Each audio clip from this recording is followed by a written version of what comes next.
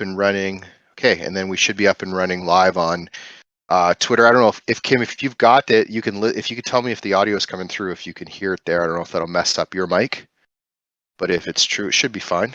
I see audio signal coming through, and then I'll start sending out some tweets. And Stu, you can take over and get us going as I start to tweet some stuff out.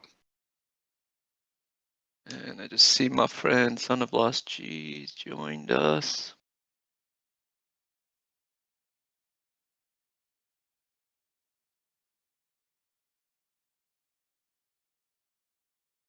Where are you guys based, Kim and Eric? Where are you based, in Canada? We're in Montreal. Oh, yeah. Yeah, We're nice. in Montreal. Do you guys celebrate Easter? Not in a religious way, but yeah, we're going to eat chocolate. How about you? Yeah, that's the exact same. Does that count? It was more a chocolate-based question than religious. Chocolate and wine based. Then. What's those Easter Bunny ears about then? Oh wait, are those cats? What are those? I'm a zebra. She's a cow. I think I'm a cow or a Dalmatian, like a dog. Whatever it is, yeah, you guys look bloody great. Yeah. I bought 10 of those and I'm bringing that to New York next week so we can all share the fun. You'll have one. Oh, I'm so jealous that everyone going to New York. Have you got a schedule planned or just kind of seeing what happens? Oh, she's not coming. She doesn't want to come with me, so I'll be by myself. But she might manage my schedule actually because I'm useless with schedules. He asked me to put some things on his schedule. So if you know some good places he needs to be at, send it over. Oh, I think Scobel's the man. Although I'm pretty sure Scobel will be locked in a bar for 5 days. Yeah. I gave up on trying to figure out what events to go to and what's interesting and what's not. So I think I'm working on something there. You'll see it in the lab channel and in the Discord. But I'm working on something for CompStomp. So I'm going to go hang out there for a bit. And then, I don't know, there's probably a couple other events, but mostly let me know where you guys are. We'll find somewhere and go have a drink and chat. That'd be the best. Yes. Okay, let's see. Son of Last G. Son of Last G and I caught up for coffee again yesterday. And because he went to NY last year and said he couldn't make, well, he wasn't sure whether he wanted to make it this year, just given the climate. Things are a bit different this year than they were last. Yeah, you couldn't travel at all, right? Like you wouldn't have been able to come. Last year, would you have been able to come here? Last year, yeah. Last year, Son of Last G made it. Year before, no. I'm in Melbourne. So we were in literally the most lockdown city in the world. It's horrible. Who was more locked down? Was it New Zealand or Australia? Or are those the same country? Australia, but Melbourne specifically. So different areas of Australia were locked down for different periods. But Melbourne was by far the worst. I think we were locked down in total for a year and a half. Is New Zealand's like what? Like a province of Australia? No, a separate country. I wish. Although. Is Canada a province of United States? You guys, I realize you guys can't see me, my laugh, my smirk on my face as I'm saying things right now. I was trying to be serious, and I was like, a Scopes taking the piss, and then I realized 9 times out of 10, Scopes is taking the piss. Just assume I'm never serious about anything. Yeah, I should have known. It's my mistake. I did. If I was really taking a piss, I would have said, "Is Australia a province of New Zealand?" My friend Charlie told me that Quebec is quite separate to Canada, though. That's the word on the street I hear. I'll let the Quebecois answer that one. It's complicated. That's the answer. How long do you have?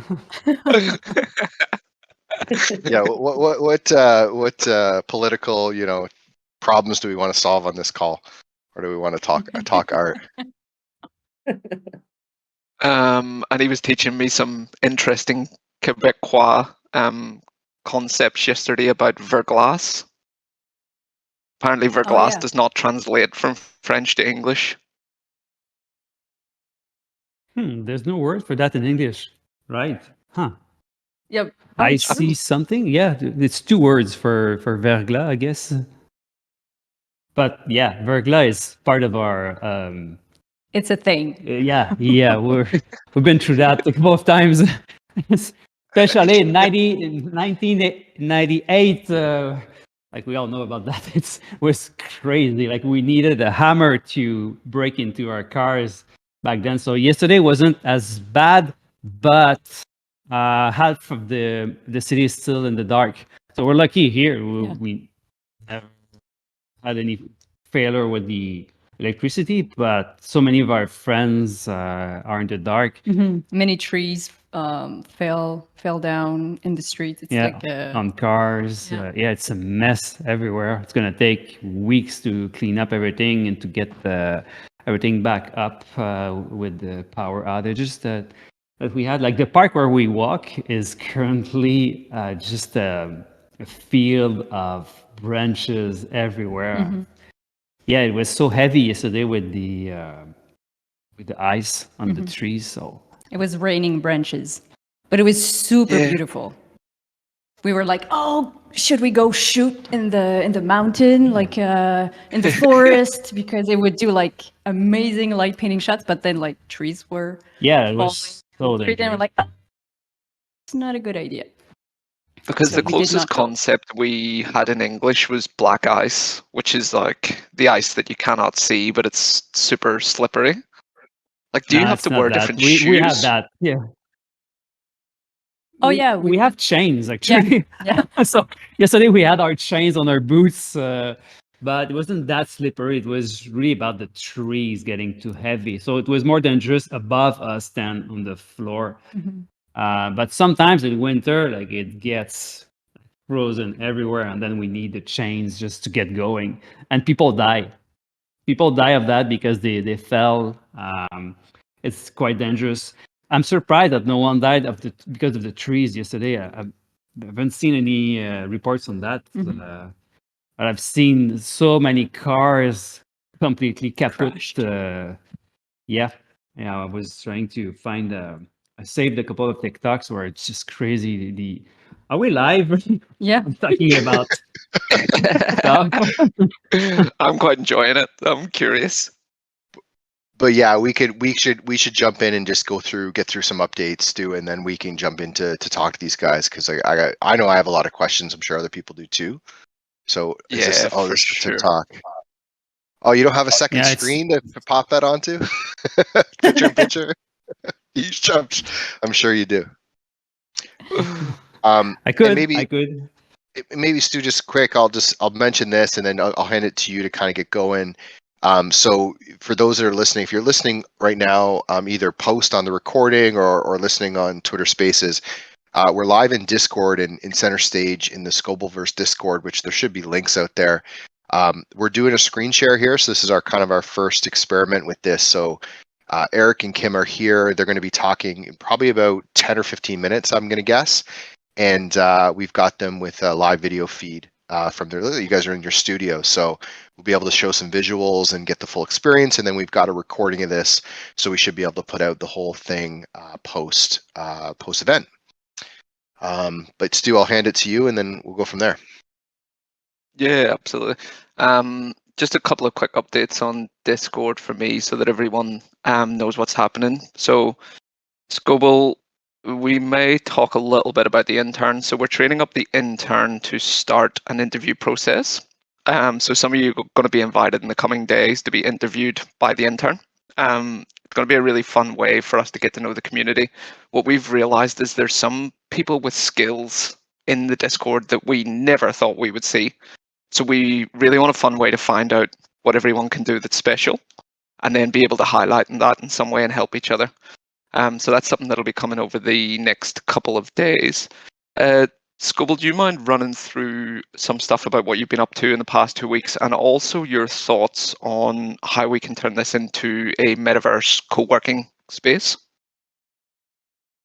Yeah, for sure. I'm gonna take another shot here at the screen sharing as I do this. I'll just kind of show you guys this quickly. Hopefully this works okay.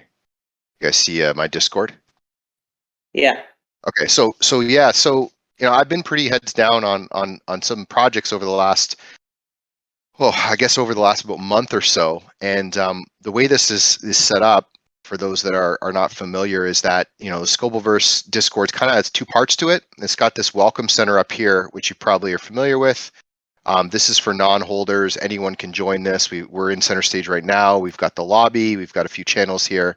And then if you scroll down into Scobelverse headquarters, this is an area for members only, which just means you hold some type of token, some type of artwork that I've created over the last couple years in NFTs. And what I've been doing is I've been posting things in this channel called the Lab. And the way the Lab is set up, which I realized today, is that I see these nice little threads, which you guys don't see. But if you open up the actual threads or the actual page itself, you're going to see they're broken down into these individual threads. So let's see, for this one, this is one of the more recent projects that I've been working on. This can open up a little bit. So this was a project with Parks Canada where I actually flew out to Lake Louise and went up to a UNESCO World Heritage Site called the Burgess Shale. And we actually were able to get these fossils. There was 12 of them, which are 500 million years old. And this project, which I'm super interested in chatting with Eric and Kim about, because I know they have a cool setup for this. But what I actually was able to do here, I don't have a good photo of it, is do like basically equivalent of almost 360 photos, just different angles of this fossil from every location in the room, and then brought them into 3D software and started to reconstruct these fossils as fully formed 3D objects. So these are the photos. As we scroll down, you can actually see these are the 3D renders. So these are actual 3D models with, I think, about like 4 million polygons on each, brought into rendering software, and these are renders or photos of the fake fossils. So kind of digital twin stuff, making these assets for Parks Canada so they can do something with them in the future. And then I also released my latest one-on-one, which is called Cathedral. So I've been documenting the entire process here in this thread. Everything from the initial LiDAR scanning that I was doing on site, satellite imagery, my process for bringing it into 3D tools, and then eventually down here outputting the final image, which is now live on Super Rare.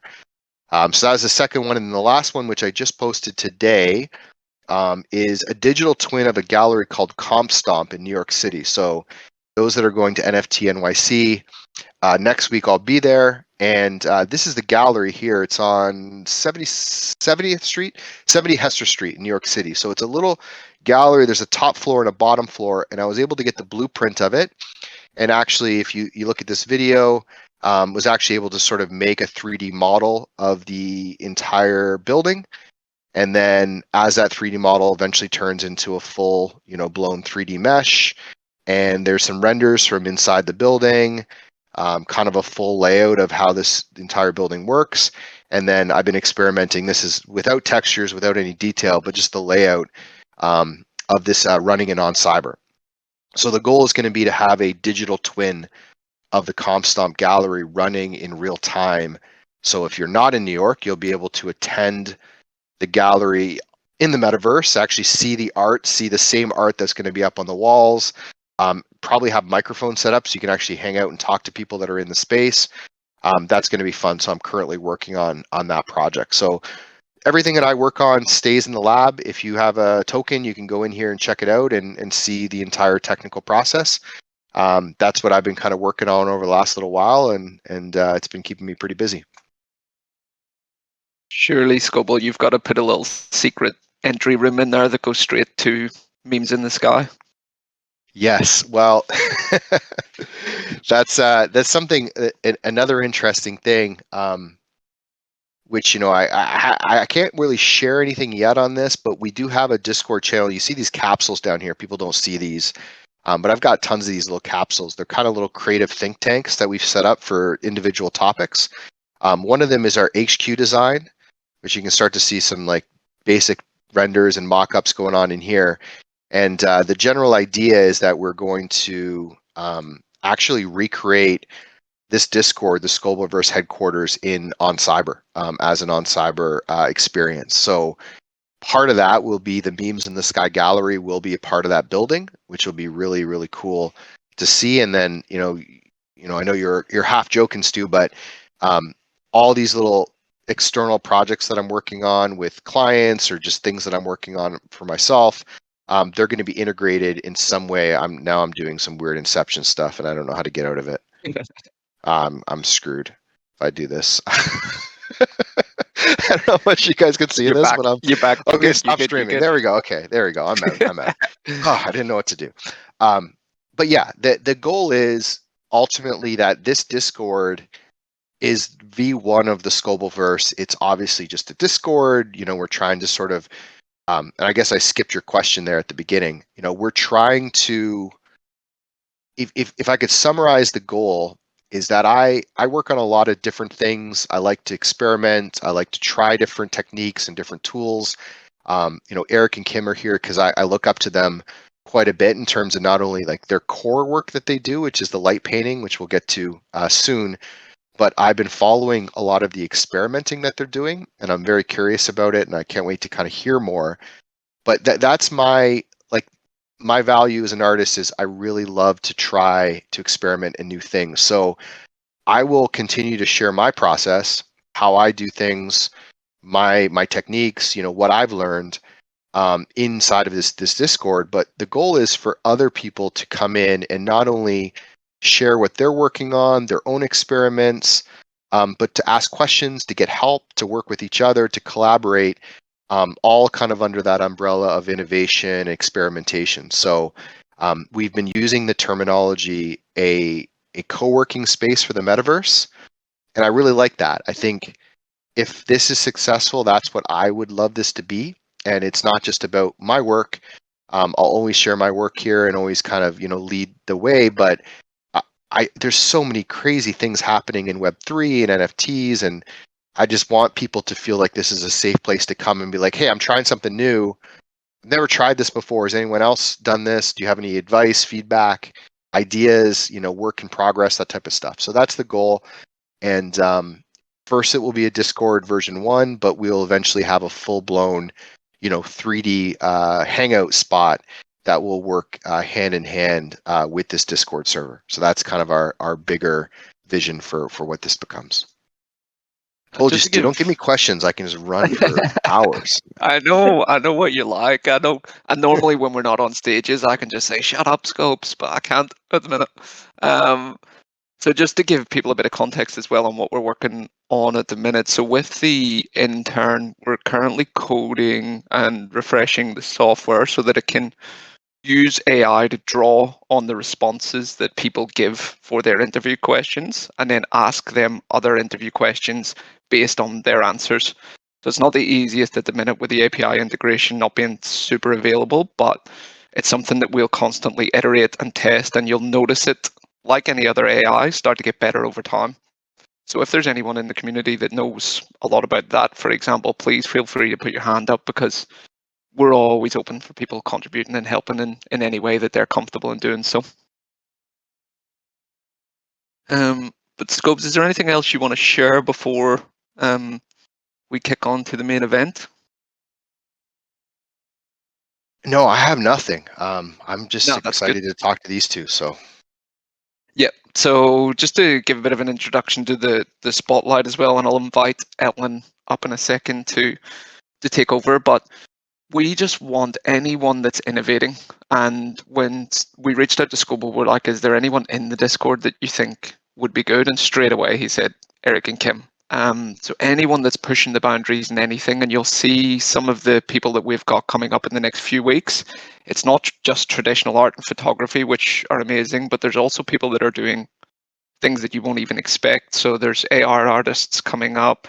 There's people that understand heaps about geology. There's just fascinating people. So in some ways, we're going to see this as being a Web3 version of a traditional podcast. Like, say, Joe Rogan, for example, invites just interesting people up in any sphere. We want to add a Web3 lens to that.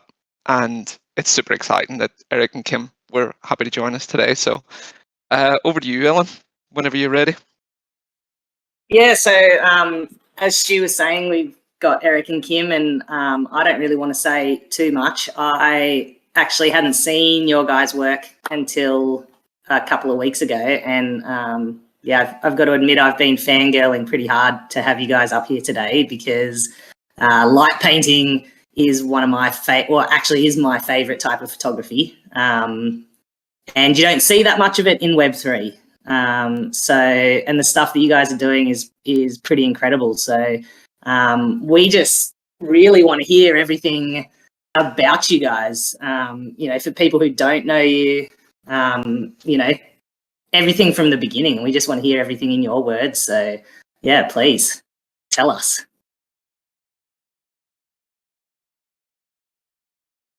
So we like to eat. Yeah, we like to eat. That's about it. And Everything salami we is one of do your is favourite just foods. I see that too. Yeah, everything we do is just a step leading us to the next meal. So, yeah. Thank you. Actually, we're celebrating. I met this girl 10 years ago. Yeah, it was a few days ago when we celebrated that. So, yeah. Yeah, and, Oh, and also we congratulations. are thanks. Today we're celebrating the launch of our first YouTube video. Oh, yeah, we our have first. yeah, We yeah. call it the Tube Stories. Yeah, the tube stories where we teach everything about tube light painting because when we figured out that thing, we said we told ourselves like, do we keep it just for our stuff or should we share it? And we decided right away to share the technique, and that's why we're here, I guess, because by sharing our knowledge, we're making friends, a lot of friends. Mm. How did you So, how did you I don't guys know. actually meet originally? Sorry. Just a question, curious question from me, but how do you meet? I was making a dance photography project in 360 because I have so many cameras. I had 24 cameras. This is ridiculous. That was back in the days. Now I have way more, but it was a big project for me at the time, but it looks very small for today's standards. But yeah, I was just meeting with a bunch of dancers, and Kim arrived about halfway during that project, and she killed it. It was the first time I saw her, and she was so good that she really defined the project. She was so precise, so she became the reference for that project. So we played together for just 1 hour, and that was it. But then she became the face of that project, and I went to film festivals, always bringing her face with me, like on prints and stuff. So after 1 year of going on tour with that project, I was like, okay, I should probably call her back and see if we could do other things together. And then we went on a trip around the world. Yeah. We left for 2 months for another creative project, and that was the beginning of something much bigger. We've been working together for for 9 years, I guess now. Yeah. What I would add to this is that we didn't know each other. Eric was working with dancers that he knew from the industry, and back then I was like a new graduate, and he contacted me out of a picture he saw on the website. So I'm adding this because I think it's important how many choices Eric does, and myself as well, is out of intuition. He's a very intuitive guy. Sometimes it doesn't really make sense why we want to try something or go some places, or it's not always logic, but so he has that We can say that risk-taking. I've been lucky. Do you guys agree? I've been lucky, right? I think you could say he She's has the that best je ne person sais in the quoi. world. Yep. Gotta trust your gut. Yep. I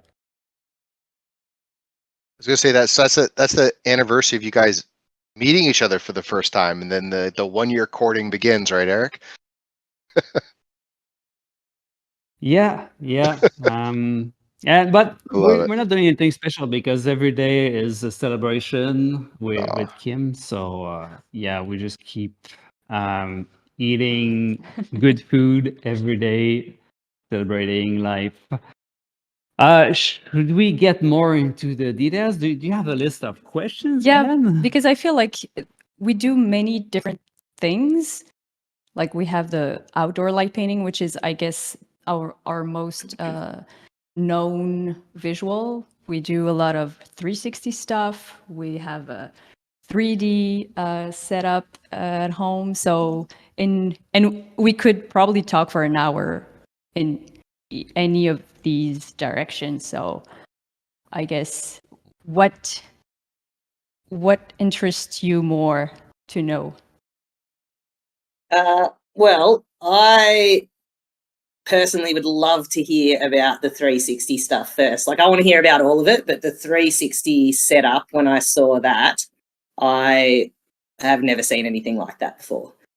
So that absolutely blew my mind. I'd love to hear, like Eric, you just said you had a 24 camera setup to start with. But yeah, I'd love to hear about how you do that and how that progressed. Mm-hmm. So I was a photographer many years ago, and I wanted to be a photographer. It was kind of a dream, but when I started to get some real gigs, like going out and get paid to do photography, I was like, I'm not sure if that's really for me. I felt like I was not bringing anything new. I was doing good stuff like for my clients, but it was just not enough. So I kind of stopped for a while, but I was a programmer. That was my main job. I was coding. And at some point, I had a project. I got called to program a multi-camera system.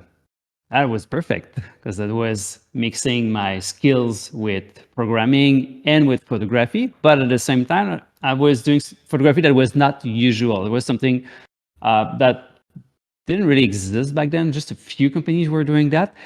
And I really dove into that. Like that began to that became my life at that point. I got so hooked about doing multi-camera work, but at the beginning it was only about doing live events. So I was doing like tailgates and football games and just like making people jump, very basic stuff.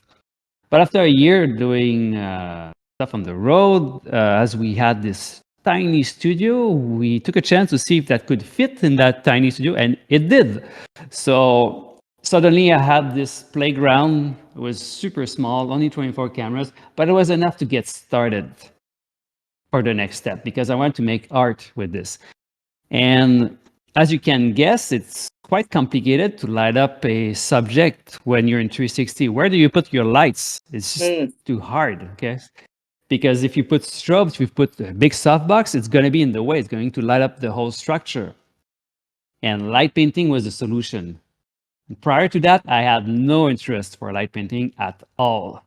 But that became the only way I could manage to do something of quality. Having my subject in the center of the rig, lighting up only the subject and keeping the cameras invisible all around. So yeah, light painting was a solution. So this is how I got into light painting because of the work I was doing in full 360. And yeah, there was only 24 cameras, but that became bigger and bigger because we got hired to do gigs on the road. So at some point we were doing 3 gigs at the same time on 3 continents. So I had to buy more and more cameras, hire more people, improve the software. So now I have 400 cameras and we're a team of 8 people, 3 studios in Montreal, having a lot of fun. How do you move all that equipment when you're doing shoots in different locations? In road cases, as simple as that. Yeah. And a lot of time, if we travel from one location to another, we're going to also go out and do some more simple stuff with the tubes. But yeah, no, it's quite standard just to travel, like to ship stuff with road cases. Always arrive at the final destination without too many problems, and then we set up everything. Might have a picture of that. Well, it looks like this when it's all set up. You can see my screen. So this one is 176 cameras, and that's me and Kim about to do a light painting shot that is similar to. Let me find it. This is Similar absolutely to wild. this one. That is so cool. Yeah, I'm trying to So what you picture. Okay, there we go. So you're what you moving, see Eric, there with is it? the yeah. I'm moving with the light painting tube. So what you see at the top is the behind the scene of what you see at the bottom. So that's the exact shot that I did. So I did 4 passes turning on and off the flashlight within I think it was 6 seconds total, the exposure time of all cameras triggering at the same time. And Eric, are you rotating a camera around, or is the subject rotating?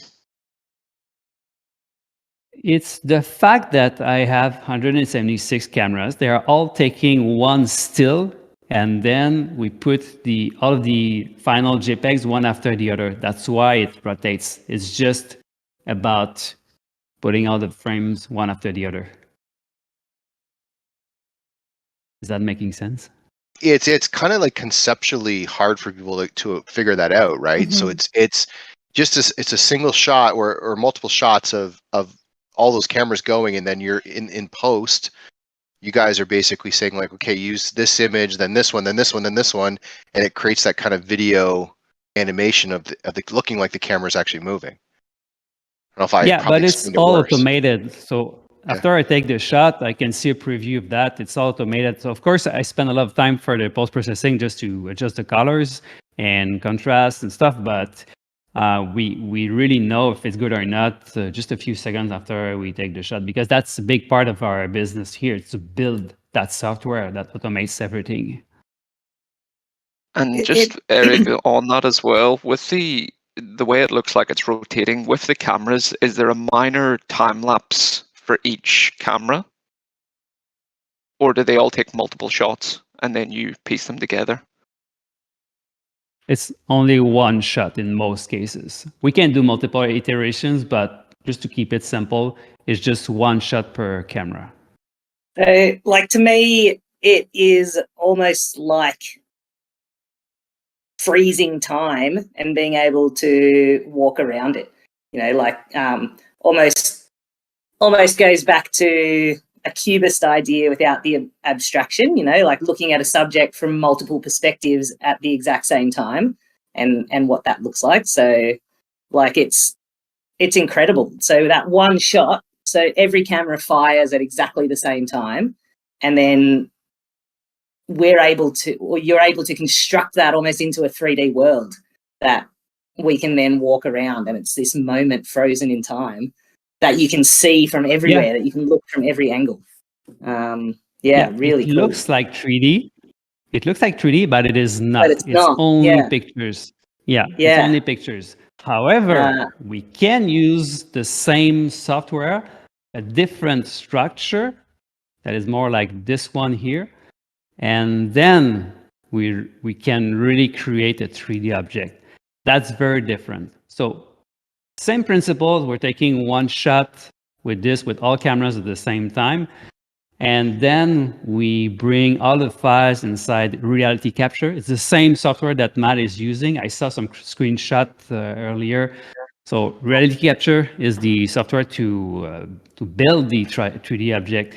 And then once you have that 3D object, you can put it in a 3D environment. So I have a good example here where you see that guy is going to jump, and we're going to trigger all the cameras at the same time.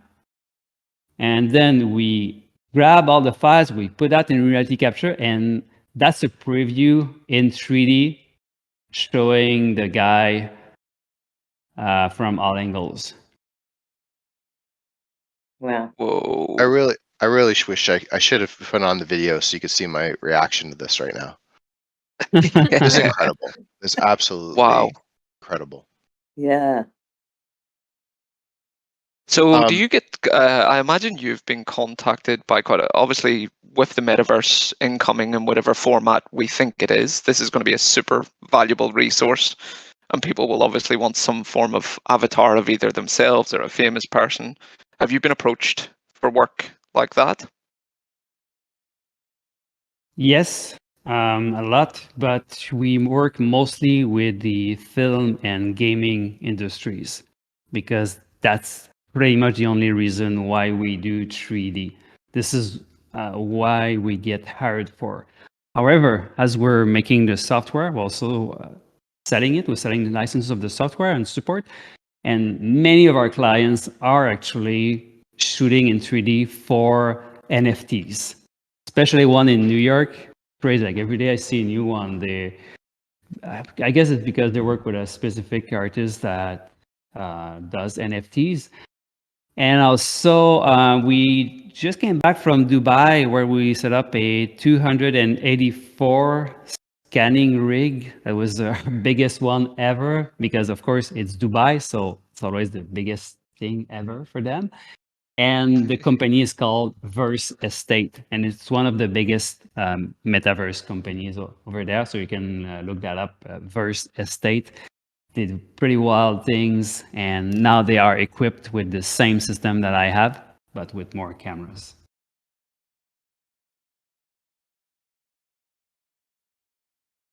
So now that Yeah, we're that's all true. friends, you'll be able to create our 3D avatars when this all comes about, right?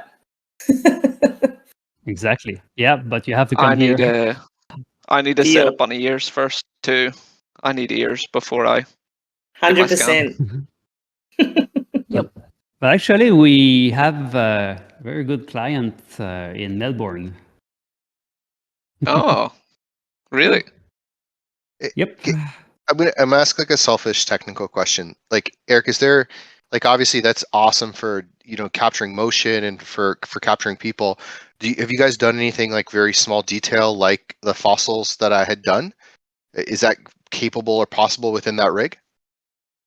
Yeah. No. Yes and no. Okay. Yeah, So you don't need the rig. now that's it. It's not the right tool. Okay. So the only reason why we have that many cameras is because the human is going to move. If you do the same technique as you do with your rock with a single camera, you cannot do that with the human. You're not going to get that quality. So you really need to snap with all cameras the exact same moment. And also sometimes if we shoot like singers or actors that are very high end, they cannot wait for an hour for to get their scan done. So it has to be very quick.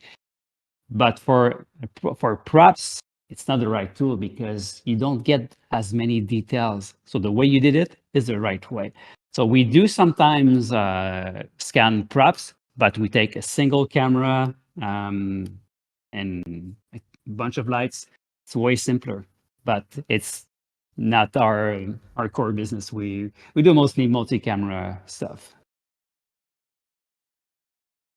Very cool. I'm lazy, so I was like, if there's a quicker, easier way to do it. But Well, yeah, in some cases that could work. Like let's say Yeah. you have 1,000 props of the same size to scan, then it would make sense to set up a rig with the right size so you can have a lot of details. But that rarely happens. It's just more efficient to scan with a single camera. I figured I could, stand in there with the 500 million year old fossil, throw it up in the air, and then duck. You guys could take the photo and then catch it.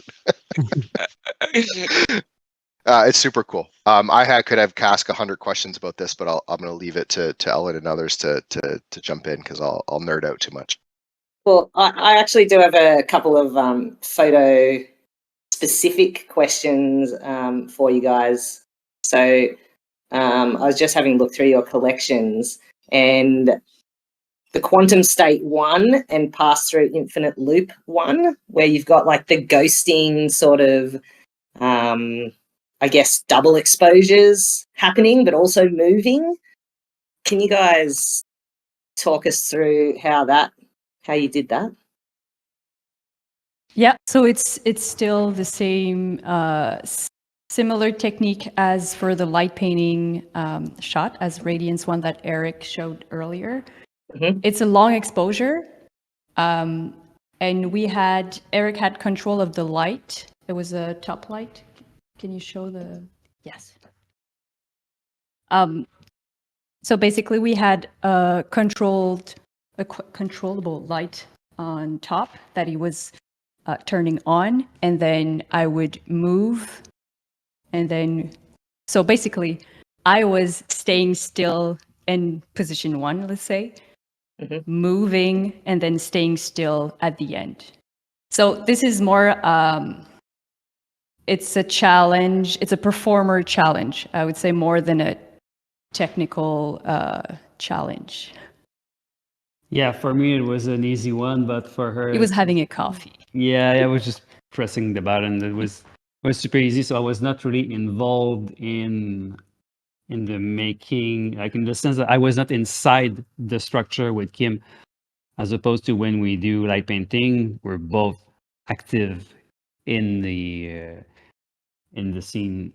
But for this one, I'm just drinking coffee and Yeah, so pressing buttons. it's basically like light painting with my skin, say, if that makes sense. Yeah, awesome. Trying to load it, but it's a bit slow. And then there's another one that's in your collection, Kim. The Timeless 3.2, where you've got the sand. I'm assuming you've thrown that up, and then it's just frozen. Yeah, so How- this is on the opposite spectrum. It's not a long exposure, it's a very short exposure time. And I was moving, basically dancing in the sand for this one, and throwing it and then staying still and like repeating different kind of motion. And this is exactly it. So by taking a very is that the one? I'm not sure. The 3.2. It's kind of like the sand looks like wings almost, but in front of you. Yeah, Yeah. exactly. So it's once again, it's a performer challenge. Yeah, this one. So we've been playing with sand. I called it like sand throwing for a while over the years. So it's basically like I kind of developed that skill of moving very fast and then staying still. Yeah, I mean, you're frozen.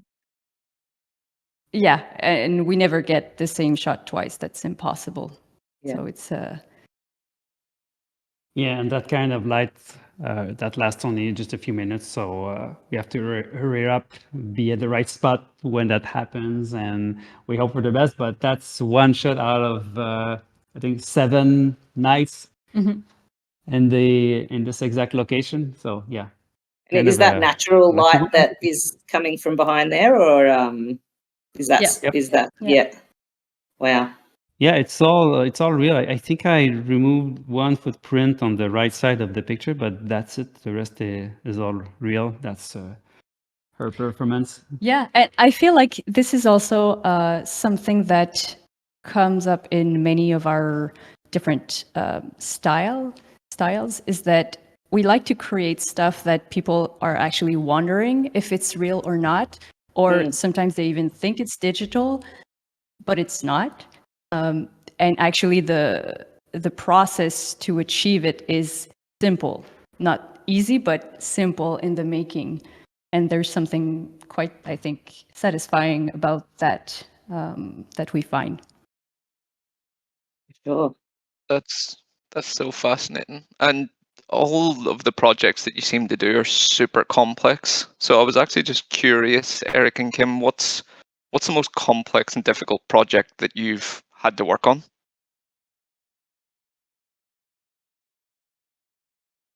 I guess we have to say the 360 with 136 cameras because that's years of investment, of trial and error, and it requires a team for us because it's just too much work. So prior to do photo shoot, we have our team to set up everything for us, and then we can start creating, which is not the case with some of the shots we did outdoors, which is only Kim and I.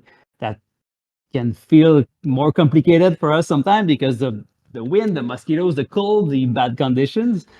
But I guess like from a technical point of view, everything in 360 is probably what's more complicated because there's a lot of cables involved in Yeah. that. Yeah, the 360 stuff is very complex, that's for sure. And even in the, depending on the concept we have in mind, sometimes we don't trigger all the cameras at the same time. And that requires even like a small programming part on Eric's hand.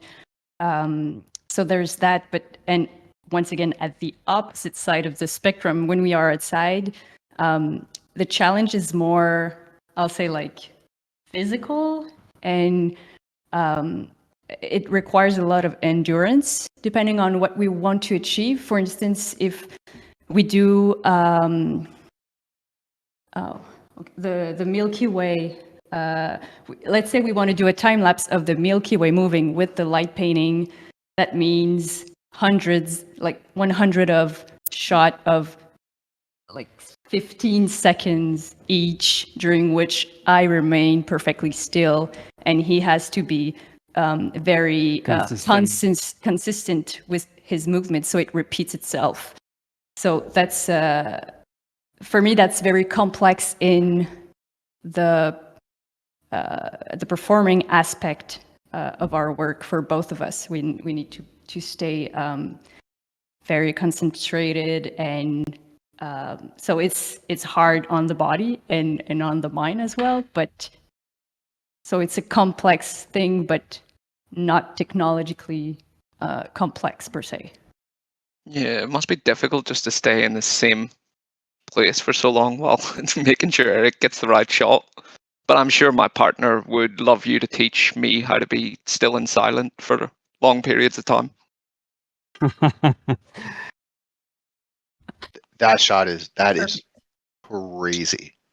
What you guys did on that last shot. That's one of the hardest shot we've ever made because Yeah. it took, I think, over an hour. Because when we do a time lapse with clouds, it's short exposures of maybe just 2 or 3 seconds. But with the Milky Way, to get some movement, we need 30 seconds for each shot, and that's 100 shots. So it takes a long time to do it. And a plastic tube is heavier than you think when you're doing 100 circles. And for her, it was about holding her hands like this for all that time. I remember after we did this one, she couldn't talk. It became a rocket. I had a moment for sure. Because it almost, there's something meditative about the experience, but also but you're in pain, you know. So are you guys actually standing in that exact same spot for that whole time? Exactly. I need to be motionless. So basically, during the exposure time, I don't breathe, and I remain as much as I can, because it's impossible to be perfectly still, right? I'm not a statue, but so it's as if I would ask anyone to like hold their arm up, and we don't. It's funny because we don't think about how actually heavy like a single arm can be, or even our head if we look up. But after a few minutes, like, you really feel the real weight of your body. Definitely. So it's super interesting. Yeah, like I can't even. It's so hard for me to even put in the words that how crazy that shot is, because like you said at the beginning, Eric, like when you did that project with Kim and she was sort of the the billboard of the project because she was so precise. Like, it's not just she's holding her breath and holding her spot for 15 seconds, but then when there's that little break and then it's shooting again for another 15 seconds, like you can see how little movement there was across. Like, how long was the whole shot? Probably the whole end to end stack About shots. an hour. Yeah. So over that hour, with no reference point, right, Kim? Like, you have no way to know visually that you've moved, or where you can't like look at a screen and be like, okay, here's where I was. You just have to remember that spot, and you can see there's almost like very little movement across that. It's crazy. That's just an unbelievable amount of precision to do that. Yeah, she's very good. But then look at this one. We're shooting in the snow. And this I don't really understand because she's way tougher than I am. I get cold very quickly, and she's there wearing her little dress in winter. And Wow. I'm cold with my winter coat, and she keeps going. She keeps doing it. We did so many of these winter shoots, and yeah, it's kind of hard, but she's really good. And the worst is the mosquitoes, but this is something we try to avoid. Mosquitoes, And like these are getting bitten by mosquitoes. just Oh, yeah. being in the cloud of mosquitoes is just Jeez. Yeah, because they are the most active during the blue hour, which is our favorite moment to shoot. Oh. And I have to stay still while we shoot. So I'm and he's having a light, so he's basically attracting all of them, and he's moving, and I'm not. So I'm kind of a buffet.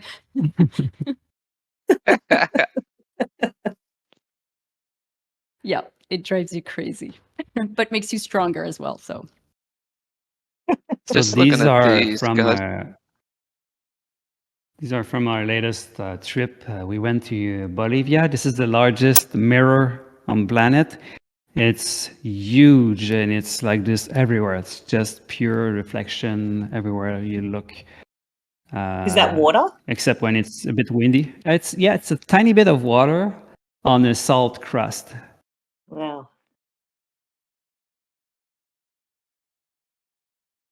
Oh wow, These are that one's insane. amazing. These are so Thanks. beautiful. So do you there's light paint the front of the scene as well, or it's just with the tubes behind and the rest is natural? Yeah, most of the time it's a single exposure. I don't need to light up the foreground. Sometimes in sand dunes, we'll have to do that, but that rarely happens. So that's a good example of this one here, using sparklers, where you can clearly see that everything gets lit up because the light is quite bright. So this is a shot that I took from the side. So I was using a second camera just to capture the scene so I can it's easier for me to teach when I show these images because it makes everything clearer. Because when you look at the final image, like this here, like where is the light painter? Where am I standing? It's just it doesn't feel real because there's no way I can hide behind Kim, but I do hide behind her because I'm well aligned. So if I take a shot from the side, it looks more like this one here. So then everything gets clearer, like it is real, and in most cases, it's just a single exposure. Like looking behind the magician's cloak. Mhm. And have these ones been released, Eric and Kim? Yep, all of them. It's all somewhere on the internet, on Instagram, TikTok, or whatever. Everywhere you can find us, publish our images. So I have You a guys have folder built with an incredible following on Twitter, or on Instagram. You've built a huge following. Yeah, and Instagram is a bit easier. I'm not very good at Twitter, but yeah, Instagram and TikTok is. I think it works best for what we do because we teach a lot and people get curious about how to do this. So same with Facebook. We have a private group where we teach everything. So that's a big part of the success behind this is that we're sharing every small details. But then these people that try the technique, they learn things that they figure out things that we never thought about, and then they share back. So it's really fun to just grow together with this community and share everything that we know. And it took a while, but at the beginning, people were asking for my tubes. I was like, no, you can make yourself. So I was teaching how to make your own tube. but at some point, like I had so many people that wanted to use my exact tube, so I started to I hired a team, and we figured out a way to make something quite solid. And we've been selling thousands and thousands of tubes for the past 5 years, and that's helping the community to grow also. More people having fun with tubes, and it's super interesting. Like every day, I receive a DM from someone saying like, "Check Eric, it's my first picture with the tube," and they're so excited. And sometimes like it's um, elderly people, like how do you say that? Grandparents with their with their Grandchildren. grandchildren doing this, like family activity. Yeah, that's a thing. Making art in families. It's so cool to see. So that's a very good reason for us to keep doing it. Try to explain in a better way, improve our communication skills, improve the way we do our videos to make the technique more accessible for everyone, because we want to share what we love doing best, which is just being outdoors and making art. We also, in the community, we have some really talented video editors and things like that. So if there's ever anything that we can help with, please shout out. Thanks. Thanks. I saw, speaking of videos, the Audi video that you guys have got. I think it's on your website. And that was really cool because it kind of shows the final product, but also how you make it. And I thought that was really interesting. Yeah, that's a few years ago. We got contacted by Audi to make a project, and we didn't get much details, but at some point they said, okay, we're going to send you 2 cars, going to be somewhere in Quebec. And so we started to do location scouting, and we found a blueberry field. It was just amazing for this. And the picture you're looking at now is in the blueberry field. It was shot in August in L'Abbé in Saguenay, I guess. Guy is incredible But too. also, but also, they had the last minute project. They said, "Oh, we're going to do a influencer party in Chile. You want to come?" And we didn't have any details, but we wanted to go to Chile at some point because Atacama Desert was part of our goal. We wanted to shoot over there. But we thought the gig would be in the city in Santiago because they said it would be sort of a party for influencers. But last minute, we realized that they were actually shooting in the Atacama Desert, exactly where we wanted to go. So we got the chance to go there with Audi to shoot their car and to spend a week on our own just to create what we love doing in the night with the Milky Way. We're not supposed to say that, but we're going back. We're going back in a few months. Ooh, bit of Say alpha. it. Say it. I'm just going to the comments. There was a question. I know time's running out a little bit, but Scobel wanted to know if you had unlimited time and budget to create one piece of art, what would be your dream project?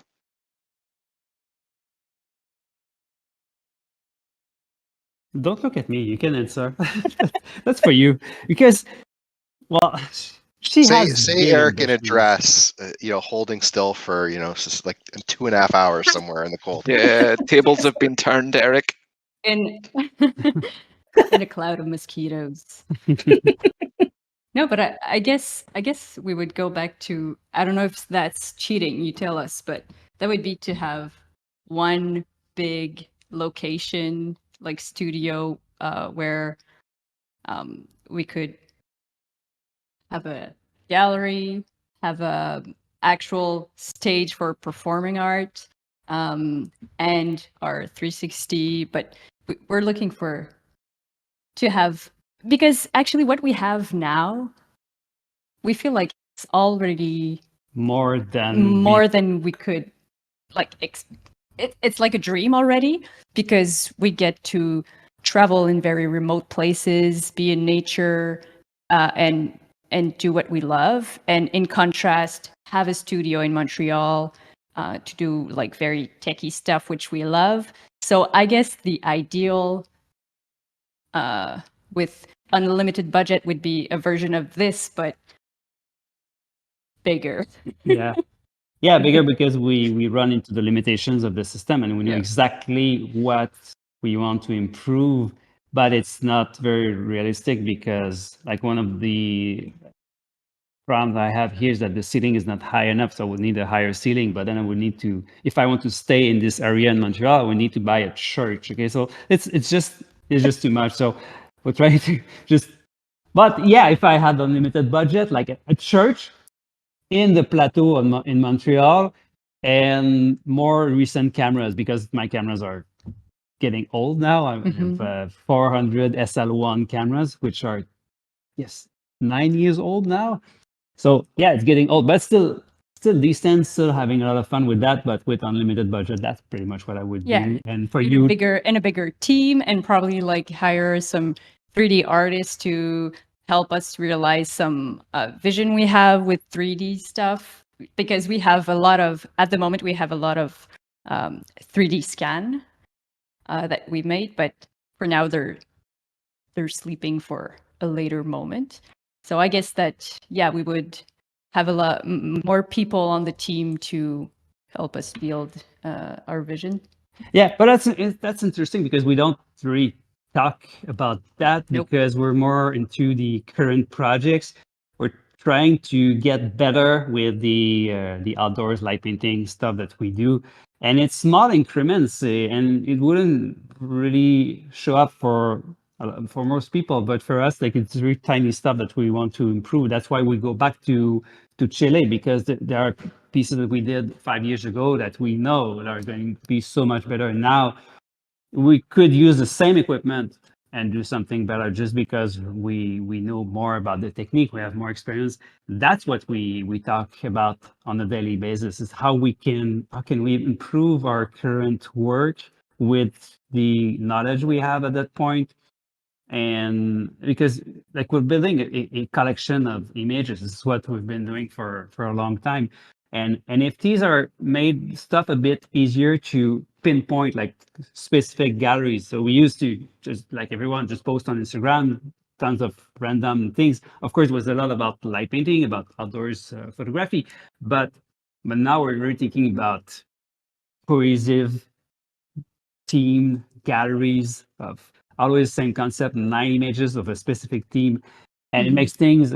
We add these constraints, and it helps us to just get better at what we do, and to create in direction that we wouldn't go otherwise, because now we have more new constraints. So I feel like this is a new also perspective on our body of work. So it's really good to kind of see what we've created for the past 8-10 years with our new eyes and where we want to go. But it's always like, as you said, it's always like small steps that leads to the next, if that makes sense. It's such a beautiful way to look at it, because you're at the intersection of gratitude and you're super appreciative of the life you're living, but you're also adopting almost a Kaizen mindset where you want to improve small parts every day. And on top of that, you've got an overarching vision as well. So it's such a beautiful thing to see. Can you write us a bio? Once again, the cost is one set of bunny ears. Leave it to Stu to bring the word Kaizen into a art Twitter space. I love it. Or right? You're such a corporate hack, Stu. But we Matt, Matt, can I ask you, like, do you have anything that comes to your mind how you would like to mix a human that we would scan here into your work, that your art, something that you would mean? Because I know you've been scanning complete scenes, you've been scanning props, but here we scan the human. So is there something that you already thought about? Something we could work together on? Yeah, you know me You know me too well. You want to talk about that in public? No, yeah, I don't mind at all. I was funny because when I first was introduced to you guys and what you do, my first thought was I just wanted to come out to Quebec when I was doing more video and just like film what you guys do, like behind the scenes, like the process, like tell the story, because I just think it's so fascinating, everything that you guys are working on. I would say like, right away, my brain goes to obviously like I don't know if you've seen this recently, the Unreal Engine stuff that's come out now with taking both like the 3D scan of a person, but also then now combining it with like the voice acting, like the actual facial expressions. Like, you've seen those videos. That gets me like really excited about what could be done from a film standpoint. I think I'm a little bit away in terms of my work, because when I kind of like look at my roadmap, I'm like you guys, and like I'm trying to perfect this like early process of creating these 3D renders, of, still renders of these scenes. But at the same time, I'm experimenting with motion in Unreal Engine and trying to make more interactive pieces. And I think that, probably in maybe 3 to 6 months, I kind of figure that out.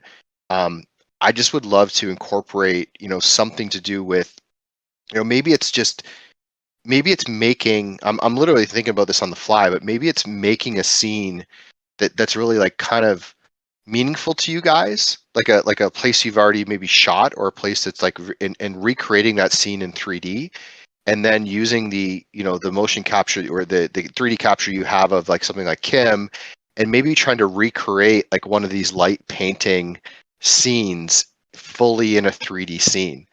That would be interesting to me, and that pops up of like all three of those components, the 3D landscape, the actual 3D model, and then the light painting.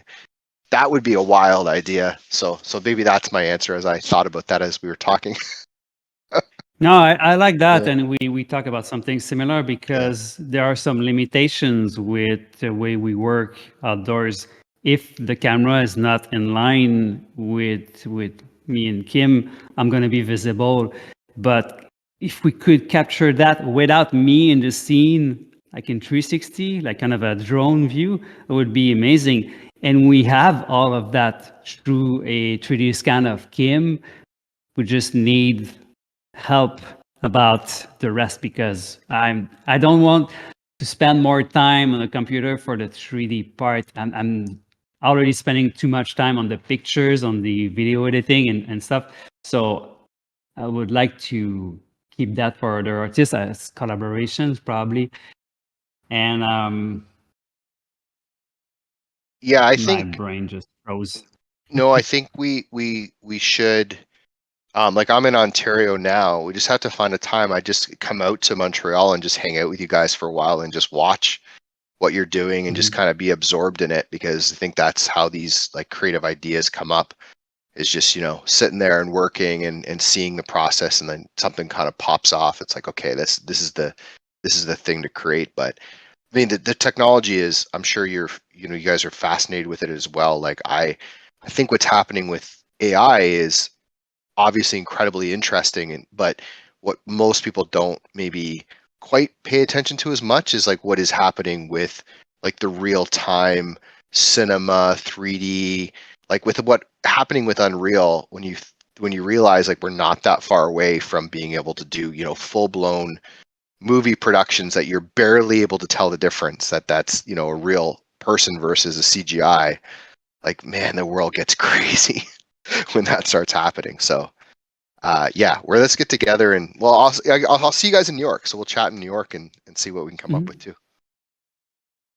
Great. That also, like, that kind of train of thought leads to one of the questions I wanted to ask you guys, which is, where is your favorite place or your favorite shot, or combination of both, that you've been to in the past? There you go. So it's this one here. The reason it's probably not our best picture is just that everything is there for us. It's the simplicity of traveling with a single tube, a flashlight, and a feather on top of it. We took Wow, this one is as that a a blue feather, hour. that extra glow? Yeah. So what's around the thing on the edge is just Yeah. a feather. That is so simple, and it's taking at our favorite place in the world, which is in Bolivia in the Uyuni Salt Flats during the blue hour, which is our favorite time when there are no mosquitoes, and there are no mosquitoes over there, only flamingos. They are very kind with us. So yeah, I'd say this represents really well the technique, the general spirit of what we do outdoors with light painting. Amazing. So if Matt could recreate that that Bolivian mirror lake, then we could get a perfect 3D world of Kim there. That feels complicated, Yep. but maybe, maybe. Wild. Yeah, my brain's racing, and I think it's funny because I'm looking at that image, and like, you know, I've played around with light painting, and it just to like, you guys have that video that you posted, the salami, and for those that didn't see it, is, you know, you guys showed this like piece of salami right on Kim's back with the, you know, how to center the tube. But like, if you just look at that image, like the precision of that, how centered that is like, it's just something you can't really comprehend unless you've gone out there and tried it. It's perfect. Like, it's just so nice. Yeah, And you but probably, this is easier than it looks yeah, actually. The circles like this, it's kind of easy. A yeah, lot of people are getting that. What's a bit harder is when I start to make shapes like this. yeah, that's I wild. Wow. miss most of them. It's just so hard to, because in my religion, okay, I'm not religious, but I have some rules for myself, okay, and I'm going to use a single light. The only source of light is the one in my hand, okay, so I'm not going to flash my subject. I'm not using strobes that I set up around Kim, so I have to light up her body and do an interesting trace of light and light up the foreground, get good reflection ideally. So this is a bit more complicated, and Yeah. and we've been doing that for way longer than the tubes. But this is not something people are doing. Even if we teach about it, you won't see many people using this technique. It's just too complicated because you have to really take time, and I don't know. When I started, I just never had. And she's patient. That's one of the reasons I can do this is because she's patient. Because otherwise that wouldn't work. It takes like more than 1 hour just to get one good image of that kind, and we do this outdoors. And on that specific one, she had spiders crawling around her, Oh, but she kept being patient with me, and she let me do it again and again and again until we got that would have this been a deal good breaker point. for me, Eric. Mosquitoes, yes. Spiders, no, sir. So yeah, but we don't have like those big spiders like you do. We're like tiny, not so mean spiders. So yes, there's a performative aspect to this process as well for Eric. I don't know if I guess that it's clear by now for everyone, but just in case, like he is with me in front of the camera. We're controlling the camera remotely. It's usually only the two of us in the middle of nowhere. So he's involved in the way that the light is shaped, and he says that circles are easy, but I agree with Matt. It's simple, but it does require repetition and a lot of practice and precision. So and body awareness also, especially when he does these more complex shape that have to light my body up nicely, because we're aiming to do it in a single shot. So it means that not only like his shape needs to be interesting for the camera, the light needs to be good on the body, but also I need to stay still for these like 6 or 8 seconds. So it means that sometimes he's like, yeah, the light is perfect, but it was not perfect on my end. So we need to keep going and keep trying. And it's something that we enjoy in the process as well, because when it works, when all those things are combined in a very nice way and things align, kind of, it's almost magic.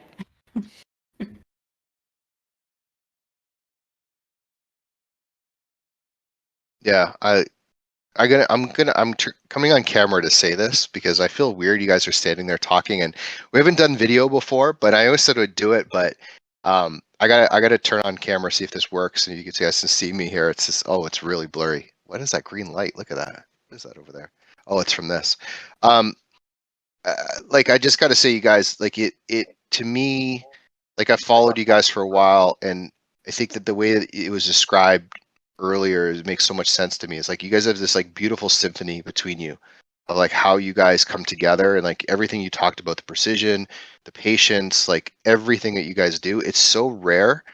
And you guys truly are like are masters of what you do, and I look up to you guys a lot. So like from my standpoint, yeah, it's just I'm so inspired when I see all this stuff and what you guys are doing, and I hope that I know you'll never stop doing this and never stop creating. But I'm huge fans, and I thank you guys for doing this. I don't know if Ellen, you guys have more questions, but yeah, I'm just blown away by what you guys It's good do. to see your incredible. face. So, I think it's the first time I know. see you. yeah, Lucky. I mean, I did video, but I had to do it for this. So thanks so much, guys. This is awesome. Scobel, did you call me a corporate hack and then wear a Jabra headset?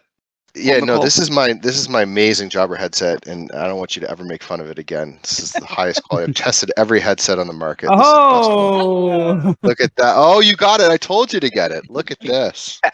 I love it. free Jobber headsets for everyone.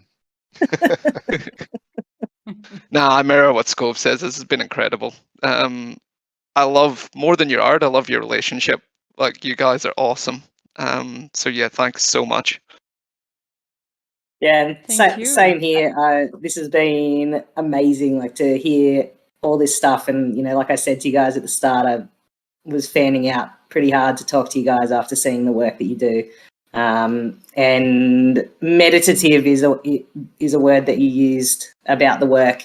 And I actually used that yesterday or the day before, talking to some people about how I feel when I get to do any kind of light painting. And yeah, it's just really cool to see what you guys are up to, and yeah, blown away. Thank you so much for coming and showing us what you do. thanks, Alan. If you need any tools, just let us know. We have a few extra Oh, ones you're for going to you. get lots of messages from me. Good. Thank you so much, guys. Yeah, thanks. It was fun. These things, and it's kind of helping us to,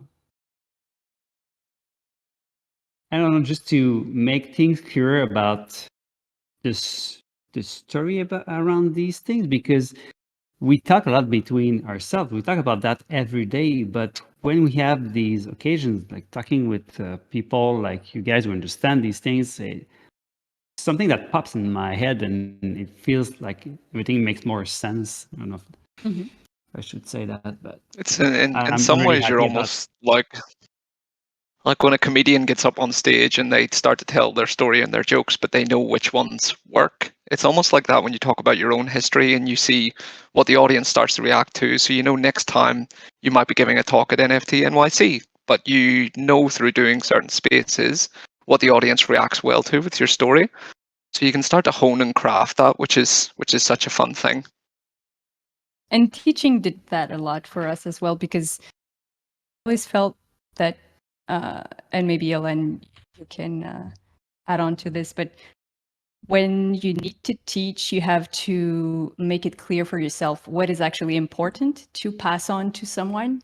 And to make it so, it needs to be clear for you. So by wanting to teach from the beginning, from the start of when we discovered this for the first time, we had to get good at it and get good at like identifying the elements to pass them on, and it actually really helped us to get better faster and master in our mastery of this thing. Yeah, and we're still You learning. speak well. You speak well. Yeah, Well, thanks again.